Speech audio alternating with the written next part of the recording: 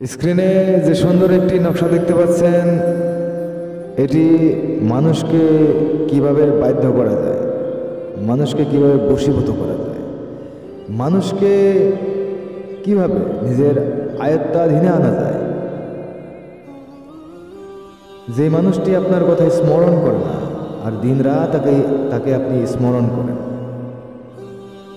যে মানুষটা আপনার কথা শুনতে চায় না আর আপনি কান স্থির করে রাখেন, সে কখন আপনাকে বলে, আপনি তার যে বলবে, যে ফরমাইশটা দিবে, সে ফরমাইশ পালন করার জন্য আপনি সদা প্রস্তুত থাকেন, কিন্তু সে আপনার কথা চিন্তা করে না, ভাবে না এবং শুনলেও অগ্রাহ্য করে। এরকম মানুষকে বাধ্যগত করতে হলে এইগুলা তাদবির ব্যবহার করা হয়।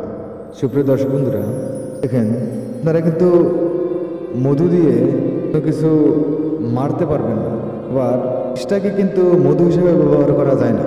তো কথা হলো যে বস্তুটা যে স্থানে, সে বস্তুটা সেই স্থানেই দিতে হবে। এর জন্য অবশ্যই জ্ঞানের পরিধি বহল হতে হবে, জ্ঞানের সমুদ্র গভীর হতে হবে, এগুলো বিষয়ে চর্চা থাকতে হবে, জানতে হবে, বুঝতে হবে। এর জন্য অবশ্যই আমাদের চ্যানেলটিকে সাবস্ক্রাইব করে নেবেন এবং পাশের অল নোটিফিকেশন বেলটিকে বাজিয়ে দেবেন।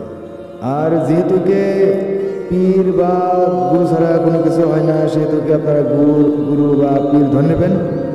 আর নিজে থেকে যদি না পারেন তাহলে অবশ্যই আমাদের কন্ট্যাক্ট নাম্বার 9365938282 নাম্বারে কল দেবেন, তাহলে ইনশাআল্লাহ আমরা যে কোনো কাজ আপনাকে করে দেব।